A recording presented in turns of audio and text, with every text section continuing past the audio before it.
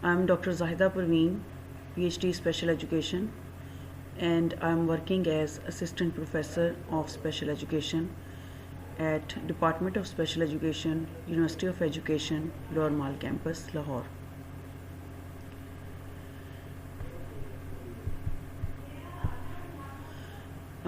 This is the course of teaching of mathematics to visually impaired children, and this course belongs to Masters of Special Education with an area of specialization visual impairment. The course code is 4137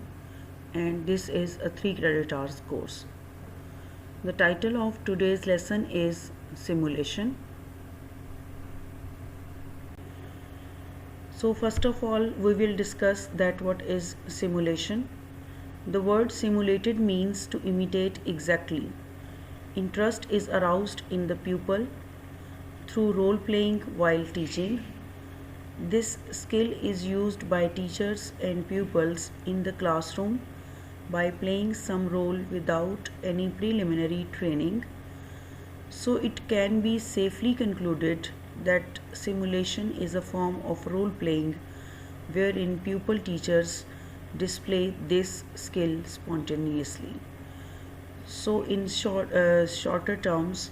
simulation can be called as role playing by the pupil teachers, like the students are playing the role of teachers in the classroom, and then they are performing different tasks in front of the class and the teachers, and in this way this is called as simulation. In the simulated teaching method, the pupils are only acquainted with the conditions.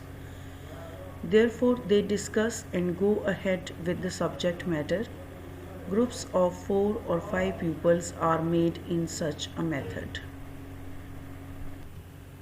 So only guidance is provided by the teachers, guidance about the provided conditions, and students follow those conditions and the guidance of the teachers, and then play according to the given conditions. यानी जो भी एक scenario students के सामने पेश किया जाता है, उस सारी सिचुएशन को स्टूडेंट्स खुद से एनालाइज करते हैं एक दूसरे के साथ। जब वो ग्रुप ऑफ 4 और 5 स्टूडेंट्स की फॉर्म में काम कर रहे होते हैं क्लास में और असाइन किया जाते हैं उनको रोल्स, तो वो एक दूसरे से डिस्कस करते हैं अपने उस पर्टिकुलर सब्जेक्ट मैटर को जिसके ऊपर उन्होंने एक्ट करना होता है, कि उसे कैसे प्रोसीड करना है, उसको किस तरह से परफॉर्म करना है, और इस सारी डिस्कशन के बाद बच्चे जो हैं वो काम करते हैं सिमुलेशन में. Simulated teaching is the technique of learning and training. So this is not only used in the process of learning, but it is also a part of training, which develops the ability in an individual regarding problem solving behavior. It has been defined as a role playing strongly in which learners perform the role of in an artificially created environment. Again, we are repeating that this is basically a role playing for the learners, and in which the students are performing different characters and and performing in different situations in the classroom, and all those situations are artificially created. और बच्चे को जैसे एक stage provide कर देता है teacher कि इस तरह से ये सिचुएशन है और इसमें आपने कैसे परफॉर्म करना है, आप इसको करके दिखाएं. तो इस तरह से स्टूडेंट्स जो हैं वो उसको परफॉर्म करते हैं. The general structure and flow of the simulations. Introductory section सबसे पहले होता है जिसमें टीचर जो है वो प्रेजेंट करता है सिचुएशन को, या आप कह लें कि प्रॉब्लम को प्रेजेंट करता है in front of the class और in front of the group of that class, और उसके सामने जो प्रॉब्लम है उसकी डिटेल्स को रखता है. उसके बाद है present scenario. This is also done by the teacher, और वो सारे के सारे जो भी उसमें एक्शंस रिक्वायर्ड होते हैं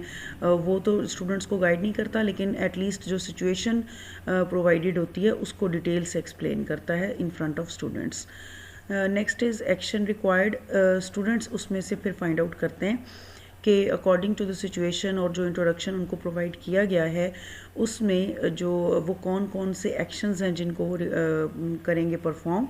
और उसके बाद जब वो बच्चे डिसीजन कर लेते हैं कि हमने क्या परफॉर्म करना है और कितना परफॉर्म करना है, किस तरह से, सो उसके बाद स्टूडेंट्स एक्ट, यानी इसमें प्रैक्टिकल परफॉर्मेंस होती है। स्टूडेंट्स जो है प्रैक्टिकली परफॉर्म करते हैं जो कुछ उन्होंने डिसाइड किया होता है उसको। और उसके बाद सिस्टम अपडेट्स, यानी उसमें ये होता है कि अगर जब बच्चा परफॉर्मेंस दे लेता है तो उसके बाद टीचर की तरफ से एक उसका इनपुट आता है टीचर की तरफ से, और उसकी बेस पर हो सकता है कि वो जो टीचर का आ रहा है स्टूडेंट्स के आउटपुट पर टीचर की तरफ से जो भी रिकमेंडेशंस आ रही हैं उसकी बेस पर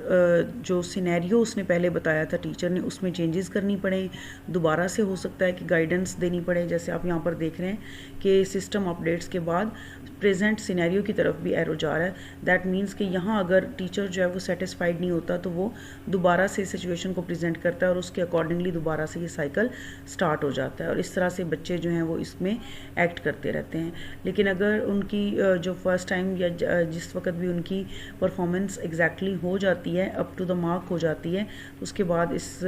सिचुएशन में और इस जो टीचिंग मेथड है इसकी क्लोजिंग होती है, और क्लोजिंग भी जो है वो इन फ्रंट ऑफ स्टूडेंट्स टीचर करता है, क्योंकि वो उसको फिर कंक्लूड करता है कि जो कुछ भी प्रेजेंट किया गया है उसमें कुछ चीज़ें अगर उस टीचर की तरफ से ऐड होनी है तो वो इस लास्ट स्टेज पर टीचर कर सकता है। So these were the basic steps of simulation teaching method. In almost every instance, a simulation also simplifies reality by omitting or changing details. In this simplified world, the student solves problems, learns procedures, comes to understand the characteristics of phenomena and how to control them, or learns what actions to take in different situations. क्योंकि simulation जो है वो एक practical form होती है performance की, यानी बच्चे उसमें परफॉर्म कर रहे होते हैं, तो इस वजह से जो उसमें बेसिकली सिमुलेशन की जो एक्टिविटी होती है उसमें ये कैरेक्टरिस्टिक्स होती है उसकी कि वो सिंप्लीफाई कर रही होती है आपकी रियलिटी को, क्योंकि in the form of performance जब क्लास उसको देखती है तो उनके लिए काफ़ी हद तक सिचुएशन काफ़ी सिंप्लीफाई हो जाती है बाय ओमिटिंग और चेंजिंग डिटेल्स। ठीक है, तो जो भी उनको सिचुएशन प्रोवाइड की गई होती है उस ग्रुप को, उसमें काफ़ी सारी चेंजेस जो हैं वो ओमिट, यानी कुछ चीज़ें ओमिट की जा सकती हैं, कुछ डिटेल्स जो हैं उनको चेंज किया जा सकता है, कुछ न्यू चेंजेस करके उस नए ग्रुप को किसी और ग्रुप को वो असाइन किया जा सकता है रोल और situation. So in the simplified world, the student solves problems, learn procedures, come to understand the characteristics of phenomena, यानी उसको पूरा जब वो एक पर्टिकुलर सिचुएशन के अंदर परफॉर्म कर रहे होते हैं स्टूडेंट्स, तो वो प्रॉब्लम सॉल्विंग भी सीख रहे होते हैं, वो पूरा प्रोसीजर उस एक्टिविटी के अंदर जितना वो परफॉर्म कर रहे हैं वो सारे प्रोसीजर्स के बारे में भी सीख रहे होते हैं, और उसके अलावा वो जो भी फिनोमिना टेक प्लेस हो रहा होता है उसको अंडरस्टैंड कर रहे होते हैं कि व्हाट वी आर डूइंग, इसका पर्पस क्या है, इससे हम लर्न क्या कर रहे हैं, तो इस सारे फिनोमिना को वो अंडरस्टैंड कर रहे होते हैं, और जो भी सिचुएशन उनको प्रोवाइड की गई होती है उसके बारे में वो कंट्रोल सीखते हैं, और इसके अलावा वो देखते हैं कि डिफरेंट सिचुएशंस जब चेंज होती हैं तो उसके अकॉर्डिंगली हमने एक्शंस को कैसे डिसाइड करना होता है, और इन सारी चीज़ों के बारे में स्टूडेंट्स लर्न करते हैं। सो हम ये कह सकते हैं कि ये एक ऐसा टीचिंग मेथड है जो कि वैरायटी ऑफ कैरेक्टरिस्टिक्स बच्चों को लर्न करवाता है, जिसमें प्रॉब्लम सॉल्विंग और जो कंट्रोल है वो इम्पॉर्टेंट कैरेक्टरिस्टिक्स है, और बच्चा जो है वो काफ़ी डिटेल से स्टूडेंट्स इन चीज़ों को समझ पाते हैं कि ये जो एक्शन वो परफॉर्म कर रहे हैं वो किस तरह का है, और उससे basically what they are learning, तो मेटाकॉग्निशन की तरफ स्टूडेंट्स जाते हैं कि जो कुछ वो कर रहे होते हैं उसको वो सीख रहे होते हैं और समझ कर सीख रहे होते हैं।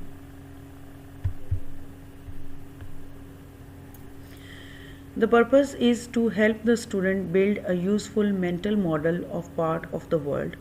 and to provide an opportunity to test it safely and efficiently. So जो सिमुलेशन की एक्टिविटी होती है सिर्फ ये नहीं होता कि प्रैक्टिकली बच्चे ने काम परफॉर्म कर दिया है और उससे उसने लर्न कर लिया है। बेसिकली जो उसकी अंडरलाइंग अजम्पशन है that is change in the mental model, क्योंकि प्रैक्टिकली समटाइम्स बच्चों के जहन में उसकी फॉर एग्ज़ाम्पल अगर आपने कोई भी एक कॉन्सेप्ट बच्चों को टीच किया है, लाइक अगर आप प्राइमरी ग्रेड्स की बात करते हैं, अर्ली प्राइमरी ग्रेड्स की बात करते हैं और उसमें एडिशंस के सम्स जो हैं वो आपने बच्चों को सिखाए हैं। अब उस एडिशन के सम्स के लिए डेफिनेटली जब उसको बच्चों ने किसी भी और टीचिंग मेथड के थ्रू लर्न किया है तो उसके कुछ मेंटल मॉडल्स और मेंटल स्ट्रक्चर्स उसके ब्रेन में डेवलप हो जाते हैं जो जिसकी बेस पर वो कॉन्सेप्ट्स को डेवलप कर रहा होता है। जब उसके बाद उससे रिलेटेड कॉन्सेप्ट्स को डिफरेंट सिचुएशंस प्रेजेंट की जाती हैं और बच्चे थ्रू सिमुलेशन उसको परफॉर्म करते हैं तो उसमें क्या चेंजेस आ सकती है कि हो सकता है बच्चे के जहन में जब वो उसने पहले एडिशन को लर्न किया था तो कोई जो है वो मिसकॉन्सेप्शन डेवलप हो गई हो, या इवन अगर मिसकॉन्सेप्शंस ना भी हों तो इलेबोरेटेड कॉन्सेप्ट हो जाते हैं, वो ज़्यादा डिटेल से समझ पाते हैं सिमुलेशन के थ्रू एडिशन के कॉन्सेप्ट को, और इस तरह से उनके जो मेंटल मॉडल होता है उसमें चेंजेस होती रहती हैं। और जब वो एक नया एक कॉन्सेप्ट के अंदर उसके चेंज आता है ब्रेन में तो फिर वो उसके पास जब वो प्रैक्टिकली परफॉर्म कर रहा होता है तो बेसिकली उसके पास एक अपॉर्चुनिटी होती है कि वो एक जो उसने नया लर्न किया है उसको टेस्ट कर सके कि क्या ये ठीक है, क्या ये गलत है। उसको दोबारा से वो कुछ हर सिचुएशन जैसे जैसे बदलती जाती है सिमुलेशन में वो उसको एनालाइज करता जाता है, न्यू लर्निंग को एनालाइज करते हैं स्टूडेंट्स साथ साथ कि whether we are learning right और रॉन्ग। ठीक है, तो उसके पास ये एक टेस्ट अपॉर्चुनिटी मौजूद होती है स्टूडेंट्स के पास, क्योंकि वो अपनी परफॉर्मेंस को खुद भी इवेलुएट कर रहे होते हैं और उसकी जो अंडरलाइंग लर्निंग होती है उस परफॉर्मेंस के अंदर उसको लर्न कर रहे होते हैं और उसको एनालाइज भी कर रहे होते हैं। तो इस तरह से बच्चे जो हैं वो अपनी लर्निंग को सेफली और एफिशिएंटली अप्लाई कर रहे होते हैं सिमुलेशन की टीचिंग मेथड में। Simulations differ from interactive tutorials, क्योंकि इसमें जो है वो सिमिलैरिटीज़ काफ़ी ज़्यादा हैं। इंटरैक्टिव ट्यूटोरियल्स में ये होता है कि समटाइम्स टीचर्स जो है वो एक्टिंग करवा लेते हैं टीचर से स्टूडेंट्स से, जिसको सिंपली हम रोल प्लेइंग भी कहते हैं। ठीक है, तो इंटरैक्टिव ट्यूटोरियल्स सिंपल होते हैं, उसमें टीचर जो है वो एक सिचुएशन देता है और उसमें बच्चे परफॉर्म कर देते हैं जस्ट। और सिमुलेशंस में भी यही कुछ होता है, इस वजह से इसमें काफ़ी ज़्यादा सिमिलैरिटीज़ हैं। we will discuss that what is the difference between simulations and interactive tutorials. Interactive tutorials में क्या होता है, which help the student learn by providing information and using appropriate question and answer techniques. ठीक है, interactive tutorials में बच्चे question answer की technique को यूज़ करते हुए एक दूसरे के साथ काफ़ी ज़्यादा प्रैक्टिकली इन्वॉल्व हो रहे होते हैं। On the other hand in a simulation the students learn by actually performing the activities, क्योंकि इसमें वो एक्ट करते हैं, रोल प्ले करते हैं, और जो सिर्फ ज़बानी कलामी रोल प्ले नहीं कर रहे होते, फिज़िकली रोल प्ले कर रहे होते हैं। जो इंटरैक्टिव ट्यूटोरियल्स होते हैं उसमें वर्चुअली रोल प्लेइंग हो रही होती है लेकिन फ़िज़िकली रोल प्लेइंग नहीं हो रही होती। जस्ट बच्चे जो हैं वो ख़ुद को इमेजिन करते हैं एक सिचुएशन के अंदर और उससे रिलेटेड जो है वो आंसर क्वेश्चंस करते हैं। On the other side simulation में जो है वो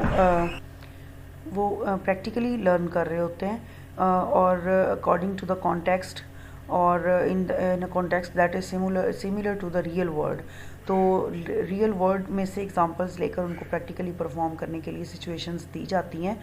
तो इस वजह से वो एक रियल लाइफ कॉन्टेक्स्ट में एक्टिविटीज़ को परफॉर्म कर रहे होते हैं और उससे लर्न कर रहे होते हैं। So this is the difference between interactive tutorials and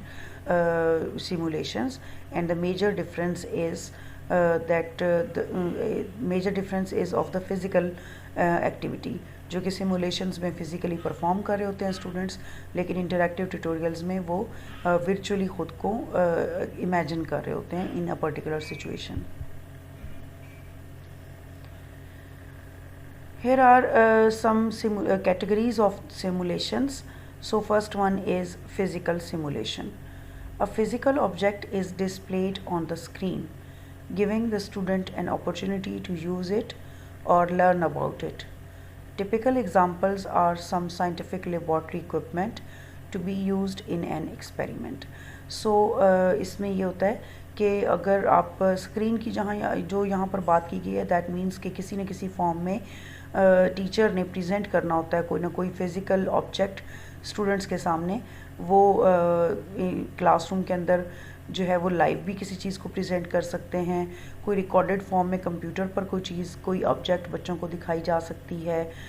तो एक सिचुएशन जब टीचर ने क्रिएट करनी होती है क्लासरूम के अंदर, तो अगर वो सिचुएशन टीचर जो है वो फिज़िकली यूज़ कर रहा है बच्चों के सामने, कोई भी उसने सिचुएशन प्रेजेंट की है और वो स्टूडेंट्स उसको देखने के बाद उसके अकॉर्डिंगली फिर परफॉर्म करते हैं। लाइक यहाँ पर एग्जांपल आपके सामने प्रेजेंट की गई है कि जो एक लेबॉर्ट्री इक्विपमेंट है, लाइक कोई भी आप जो है वो सिलेंडर्स हैं या स्क्रू गाज है, कोई भी एक इक्विपमेंट बच्चों के सामने उसकी पिक्चर शो करते हैं या वो इक्विपमेंट शो करते हैं लाइव क्लास में, या उसकी कोई वीडियो शेयर करते हैं स्क्रीन के ऊपर, तो इस तरह से उसमें फिर फर्दर बच्चों के पास ये एक्टिविटी होती है कि उन्होंने उसका यूज़ जो है उस पर्टिकुलर इक्विपमेंट का यूज़ उसको एक्सप्लेन करना है थ्रू रोल प्लेइंग। तो इसमें this is called as physical simulations. Next one is procedural simulations. The purpose of most procedural simulations is to teach a sequence of actions that constitute a procedure. So अगर आपके पास आपने ऐसी situation present की है जो require करती है कि स्टूडेंट्स उसके लिए रोल प्लेइंग इस तरह से प्लान करें कि उसमें जो प्रॉपर एक सीक्वेंस है वो फॉलो हो रहा है अगर, तो दैट मीन्स कि उस प्रोसीजरल सिमुलेशंस बच्चे जो हैं वो लर्न कर रहे हैं, क्योंकि उनको प्रोसीजर और एक्शंस जो वो कर रहे हैं वो एक प्रॉपर सीक्वेंस में कर रहे हैं, तो इस तरह से उनकी ये स्किल जो है वो इन्हेंस होती है, यानी वो प्रोसीजरल लर्निंग में होते हैं। Next one is situational simulations, and this deals with the attitudes and behaviors of people in different situations rather than with skilled performance. ठीक है, तो यानी परफॉर्मेंस जैसी भी बच्चे दे रहे हों, पुअर है, कुछ एवरेज है, लेकिन यह है कि बेसिकली वो लर्न कर रहे होते हैं एटीट्यूड्स और बिहेवियर्स के बारे में। Situational simulations usually allow the students to explore the effects of different approaches to a situation और to play different roles in it. ठीक है, तो इस पे बच्चे जो है वो बेसिकली एनालाइज कर रहे होते हैं और वो नई से नई सिचुएशंस को एक्सप्लोर कर रहे होते हैं और उन डिफरेंट जो अप्रोचेज़ हैं उनको यूज़ करने के साथ साथ वो डिफरेंट रोल प्लेज जो हैं उनको डिसाइड कर रहे होते हैं। तो this is called as situational simulations. Last one is process simulations. The student neither participates in the simulations as with situational simulations nor constantly manipulates it as in physical or procedural simulations. ठीक है, तो उन दोनों की तरह इसमें काम नहीं हो रहा होता. Rather, the students selects values of various parameters at the beginning of the simulation and then watches the process occur without intervention. ठीक है, तो वो शुरू में जो डिफरेंट पैरामीटर्स हैं उनको सेलेक्ट करते हैं और उसके बाद उस प्रोसेस को किसी भी इंटरवेंशन के बगैर उसको जस्ट ऑब्जर्व कर रहे होते हैं। ठीक है, तो इसको हम कहते हैं प्रोसेस सिमुलेशन। जब हमने स्टूडेंट्स से क्लासरूम के अंदर परफॉर्म करवाना होता है तो हमें कुछ प्रिकॉशंस जो हैं वो लेनी पड़ती हैं। अच्छा, सिंपल वर्ड्स में अगर मैं आपकी अंडरस्टैंडिंग ज़्यादा क्लियर करने के लिए आपको एग्जांपल दूं कि जब भी आपको क्लासरूम के अंदर कहा जाता है कि भी आपने एक टीचर का रोल एक्ट करना है, किसी लेसन को प्रेजेंट करना है, ख़ास तौर पर जो जितने भी आपके कोर्सेज़ टीचिंग से रिलेटेड हैं, like teaching of social studies है, टीचिंग ऑफ साइंस है, टीचिंग ऑफ मैथमेटिक्स है, तो इसमें जब भी आपको कोई ऐसा रोल असाइन किया जाता है कि आपने एक टीचर के तौर पर एक्ट करना है, that if you are teaching this particular concept to a mentally challenged children or any other disability, visual impairment के साथ बच्चों को अगर आप पढ़ा रहे हैं या आपको प्रॉपरली गाइड किया जाता है कि अगर आपकी क्लास में इतने बच्चे जो हैं वो हेयरिंग इम्पेयर्ड हैं और बाकी बच्चे जो हैं वो इंक्लूसिव की क्लास है, रेगुलर स्टूडेंट्स हैं, तो जो भी सिचुएशन क्लासरूम की है वो आपको आपके सामने प्रेजेंट की जाती है and then you are asked to teach that particular concept. ठीक है, फिर आप एक टीचर का रोल एक्ट करते हैं और चाहे वो आपने ग्रुप में असाइनमेंट बनाई हो या अकेले बनाई हो, तो वहाँ खड़े होकर फिर आप एक टीचर के तौर पर उन चीज़ों को एक्सप्लेन करते हैं और दिस सिमुलेशन जो है वो that is the type of teaching. इसी तरह की जो एक्टिविटीज़ होती हैं उनको हम सिमुलेशन कहते हैं। टीचर ट्रेनिंग के अंदर सिमुलेशन की एक्टिविटीज़ बहुत ज़्यादा यूज़ होती हैं। टीचर ट्रेनिंग के जितने भी प्रोग्राम्स हैं उसमें सिमुलेशन काफ़ी ज़्यादा यूज़ होती है, क्योंकि ये एक ऐसी टेक्निक है जिसमें क्लास के जो स्टूडेंट्स हैं आपके वो सिर्फ एक इमेजिनरी वर्ल्ड या एक इमेजिनरी क्लासरूम के अंदर खड़े होते हैं और वहाँ वो परफॉर्म कर रहे होते हैं। Peoples for the same subject should go for practice, ठीक है। तो इसमें ये होता है कि आपकी क्लास के वो स्टूडेंट्स सिमुलेशन की एक्टिविटी का पार्ट होने चाहिए जिन्होंने उस सब्जेक्ट को सिलेक्ट किया हुआ है। लाइक अगर आपकी मैथ की क्लास है तो उसमें तमाम वो बच्चे होने चाहिए जिन्होंने मैथ को एज अ सब्जेक्ट ऑप्ट किया हुआ है। कोई इरेलीवेंट स्टूडेंट उस एक्टिविटी का पार्ट नहीं होना चाहिए।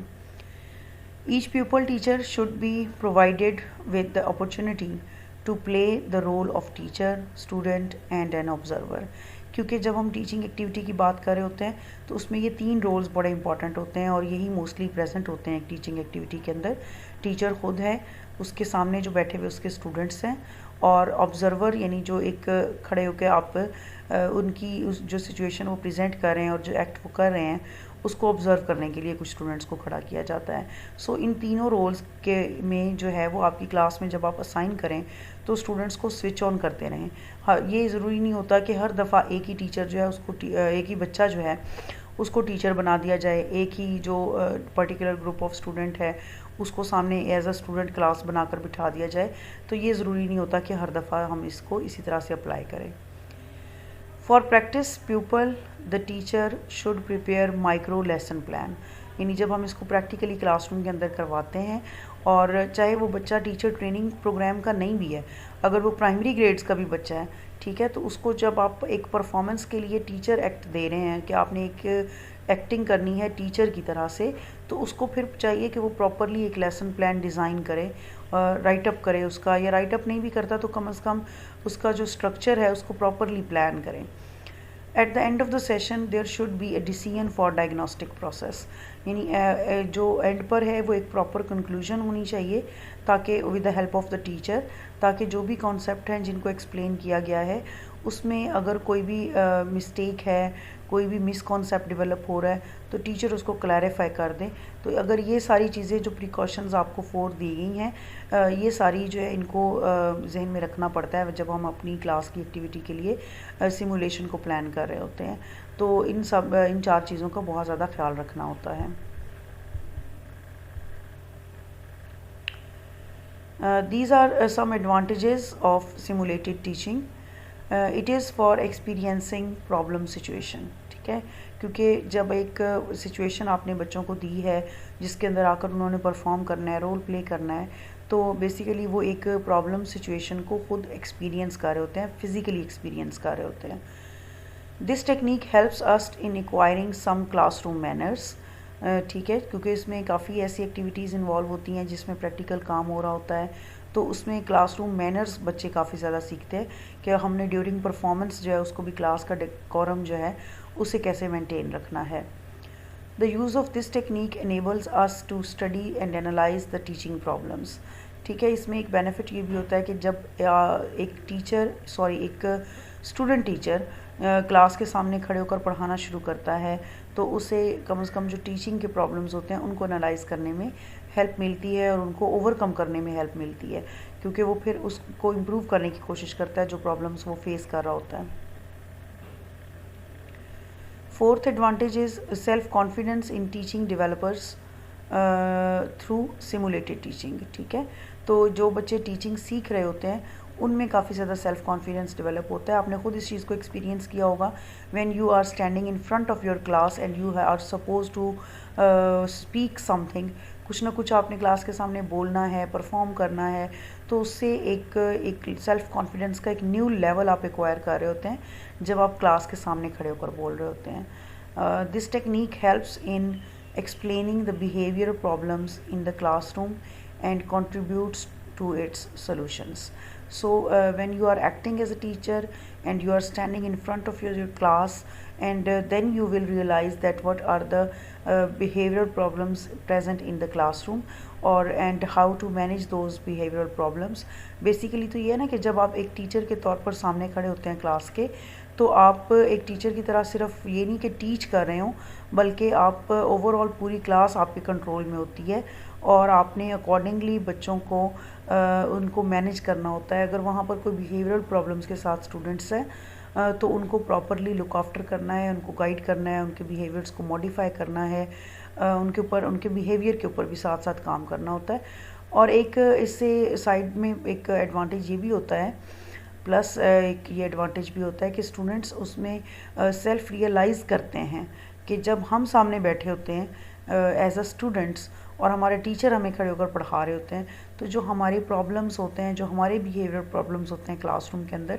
वो किस तरह से डिट्रैक्ट कर सकते हैं, वो क्या इफ़ेक्ट्स करते हैं क्लासरूम के अंदर, उनको मैनेज करना कितना प्रॉब्लमेटिक होता है टीचर के लिए। तो ये सारी चीज़ें जो हैं वो स्टूडेंट्स सेल्फ रियलाइज़ भी करते हैं।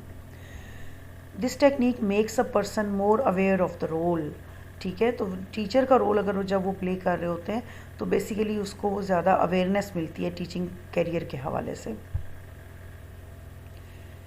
It bridges the gap between theory and practice of teaching. ठीक है, आप जैसे टीचिंग के बहुत से कोर्सेज बड़ी थेरी पढ़ लेते हैं, डिटेल से पढ़ लेते हैं, लेकिन प्रैक्टिकली जब आप उसको परफॉर्म करते हैं किसी एक टीचिंग मेथड को, लाइक आपने अगर अप्लाई करना हो, तो इस तरह की एक्टिविटीज़ जो होती हैं उसमें फिर ये होता है कि जो आपकी थेरी आपने पढ़ी होती है, then you are able to apply that theoretical foundations to the practical situation. और इस तरह से जब बच्चे परफॉर्म करते हैं तो ज़्यादा अच्छा रिलेट कर पाते हैं अपनी थेरी को अपनी प्रैक्टिस के साथ। Next advantage is that it provides them with the reinforcement to develop various teaching skills. क्योंकि एज अ टीचर जब when you are speaking to the class, तो जैसे हमने पीछे डिस्कस किया कि सेल्फ़ कॉन्फिडेंस काफ़ी ज़्यादा इंक्रीज़ होता है, और जैसे ही सेल्फ़ कॉन्फिडेंस इंक्रीज़ होता है तो काइंड ऑफ रीइंफोर्समेंट जो बच्चों को साथ साथ मिल रही होती है, क्योंकि जो ऑब्जर्वर्स खड़े होते हैं वो उनको ऑब्ज़र्व कर रहे होते हैं, क्लास में जो टीचर खड़ा है वो उनको फीडबैक प्रोवाइड कर रहा होता है, क्लास में जो उनके बाकी पीयर टीचर्स हैं या उनके साथ जो उनके पीयर्स हैं वो उनकी जो रिस्पॉन्सेज हैं वो रिकॉर्ड हो रहे होते हैं, और वो जो प्यूपल टीचर होता है वो उनको जो ऑब्ज़र्व कर रहा होता है बच्चों के रिस्पॉन्सेज को, कि जो कुछ वो पढ़ा रहा है उसमें बच्चों के इनपुट और उनकी डिस्कशन के थ्रू एक पॉजिटिव रीइंफोर्समेंट जो है वो कंटिन्यूसली इस जो एक्टर ग्रुप होता है उनको मिल रही होती है, और वो साथ साथ अपनी जो उसमें अगर कोई खामी होती है तो उसको ओवरकम भी कर लेते हैं, उसको नेक्स्ट टाइम ज़्यादा अच्छे से इम्प्रूव करने की कोशिश करते हैं। In the last we will discuss some limitations of simulated teaching, and however this is very practical teaching method and very useful in the courses of teaching, and in especially in those courses where the content is somehow complex or difficult to understand। तो जो difficult type of courses होते हैं उसमें ये होता है कि teacher पहले जब एक दफ़ा ख़ुद पढ़ा चुका है या कॉन्सेप्ट क्लैरिटी दे चुका है और उसके बाद उसकी प्रैक्टिकल एप्लीकेशंस के लिए बच्चों को सिचुएशंस प्रोवाइड की जा रही हैं और वो प्रैक्टिकली उसके अंदर परफॉर्म कर रहे हैं, तो इस तरह से जो ये एक बड़ा बेनिफिशियल मेथड होता है। लेकिन इसके साथ साथ इसकी कुछ लिमिटेशंस भी हैं। It's use can not be made in all subjects of the curriculum. तो बहुत से ऐसे सब्जेक्ट्स आ जाते हैं जिसमें रोल प्लेइंग जो देना है वो एज अ टीचर जब बच्चों को रोल प्ले करवाना है वो समटाइम्स पॉसिबल नहीं होता। तो जैसे अगर आपने कोई भी साइंस का सब्जेक्ट है और उसमें प्रैक्टिकल परफॉर्म करवाने हैं, तो फर्स्ट जो परफॉर्मेंस है वो जब तक बच्चे जो हैं वो उसको खुद से लैब में उन्होंने किया नहीं होगा वो एज अ टीचर उसको उसमें एक्ट नहीं कर सकते। तो लिमिटेशंस होती हैं कि अगर ये सिचुएशंस होंगी तो इमिटेशन होगी, तो इसमें क्योंकि सिमुलेशन का मतलब है इमिटेट करना, ठीक है, तो यानी टीचर के तौर पर एक्ट करना, तो इसको तभी वो फिर प्रॉपरली कर सकेगा। This method requires a lot of preparation on the part of the teachers which they might not be ready to take. ठीक है, तो इसमें टीचर्स का रोल जो है वो काफ़ी इंपॉर्टेंट होता है, क्योंकि उन्होंने ऑब्ज़र्व करना होता है, एनालाइज करना होता है उनकी परफॉर्मेंस को, और एक डिफरेंट टाइप ऑफ रोल जो है वो टीचर को परफॉर्म करना पड़ता है। क्योंकि जनरली टीचर में ने ये करना होता है कि उसने टीच किया है कॉन्सेप्ट, उसको इवैल्यूएट कर दिया या उसको असेसमेंट कर लिया क्लास के अंदर, लेकिन इसमें जो है वो उसको सिचुएशंस को एनालाइज करना पड़ता है, एक बड़ा डिफरेंट वे में बच्चे जो हैं वो परफॉर्म कर रहे होते हैं, तो उसकी असेसमेंट भी डिफरेंट वे में होती है। The observer who is doing the role may incorrect reading. ठीक है, तो जो बच्चों को, जिन बच्चों को आपने ऑब्जर्वर्स के तौर पर बिठाया हुआ है, जो कि उस एक्टिविटी को ऑब्ज़र्व कर रहे हैं जस्ट और उसको नोट डाउन कर रहे हैं, उसके नोट्स ले रहे हैं, तो समटाइम्स ये होता है कि अगर आप जो है वो किसी और टास्क में बिज़ी हो गए हैं टीचर्स, और ऑब्ज़र्वर्स ने आपको रीडिंग्स वगैरह जो लेकर दी हैं बच्चों की, या उस जो भी एक्ट वो कर रहे हैं उसको एनालाइज करके एक सिचुएशन को आपको पेज के ऊपर करके दिया है, काम कुछ राइट डाउन करके दिया है, तो उसमें मिस्टेक्स और एरर्स के चांसेस होते हैं, क्योंकि ऑब्जर्वर्स जो होते हैं वो अपनी अंडरस्टैंडिंग के अकॉर्डिंग ही उस सिनेरियो को ऑब्ज़र्व कर रहे होते हैं। बहुत कम होता है कि उसमें कुछ चेंजेस आ जाएं और बच्चे जो हैं वो न्यू कॉन्सेप्ट को न्यू तरह से लर्न कर पा रहे हों, लेकिन जो बच्चों की प्रीवियस, जो ऑब्जर्वर्स की प्रीवियस लर्निंग होती है वो अफेक्ट करती है उनकी ऑब्जर्वेशन को, जो वो एक न्यू सिचुएशन की कर रहे होते हैं। For beginners, it may be difficult to practice a few teaching skills such as questioning and some other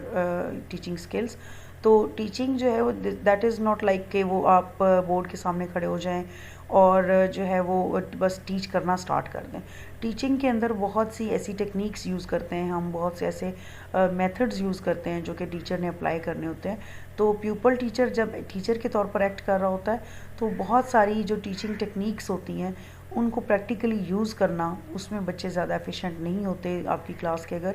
तो फिर जो है वो सिमुलेशन जो एक्टिविटी है उसका शायद इतना ज़्यादा फ़ायदा ना हो पाए। तो प्रायरली ये है कि जो टीचिंग के कुछ टेक्निक्स हैं वो बच्चों को आनी चाहिए, उनकी प्रैक्टिस होनी चाहिए। No emphasis is given to teaching the content. ठीक है, तो इसमें सिचुएशंस डिफरेंट बच्चों को प्रोवाइड की जाती हैं टू सम एक्सटेंट, जो कंटेंट के साथ डेफिनेटली रिलेट तो कर ही होती हैं, लेकिन डायरेक्टली कंटेंट टीचिंग का जो कॉन्सेप्ट है, जो एक नया कॉन्सेप्ट अगर आया है और उसको टीच करना है क्लास के अंदर, तो वो आप सिमुलेशन के थ्रू नहीं कर सकते, क्योंकि उसमें ये होगा कि जो आपका कंटेंट है, इसकी वजह से फिर ये होगा, इसके इफ़ेक्ट्स ये होंगे